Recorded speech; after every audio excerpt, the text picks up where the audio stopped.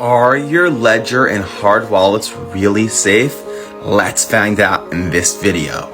Most people choose a hard wallet like a ledger because they're concerned that hot wallets or exchanges are unsafe and liable to hacks.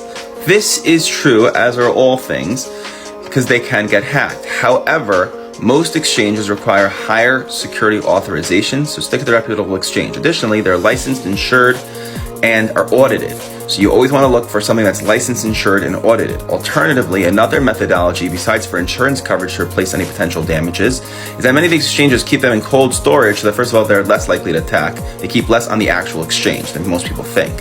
Additionally, what you also need is two-factor authorization, so you make sure that no one can steal your account, steal your funds, and basically the way you do that is you set up either by text message or a verification method, and you must do that. Additionally, when it comes to the ledger or these hard wallets, everyone says, oh, well, hard wallets are unsusceptible to attack. Yeah, what kind of attack? What happens if your ledger falls into the bathroom? What happens if it's subject to electromagnetic pulse or electromagnetic radiation, solar flares? This is not a doomsday prepper situation, although everyone should probably have some water and some other stuff in their house at all times. However, the point is that ledgers are not necessarily safe against other types of elements. If there's an EMP, electromagnetic radiation, you can be tracked on your ledger as well. They can use technology today to find your ledger. So if you think you're going off the grid with your ledger, you're wrong.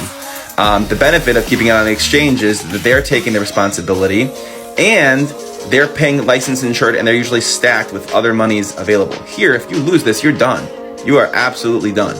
So that was my thinking. Now let me explain to you how a Faraday cage works, because a Faraday cage is a way that you can protect this against electromagnetic pulse radiation, solar flares, which happened in the Carrington event, where solar flares from the sun, which happens, coronal mass ejections, they fried up all the electronics.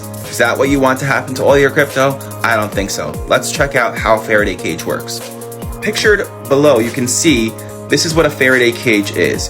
Essentially, a Faraday cage is a protection, a metal enclosure that protects the metal items that are inside. So if you have a ledger, technology, any type of technology, walkie-talkies, laptops, anything, they keep them in these metal containers. This is what the government does, and this is how they protect integral infrastructure. So if you want to make sure your crypto is safe, I would definitely be keeping it inside of a metal container like a Faraday cage or a Faraday cage type of material, as well as a Ziploc or other type of material to make sure that it doesn't get wet, as well as a fireproof box. So if you really want to keep it safe, fireproof, waterproof, Faraday cage, and you'll be safer with your box.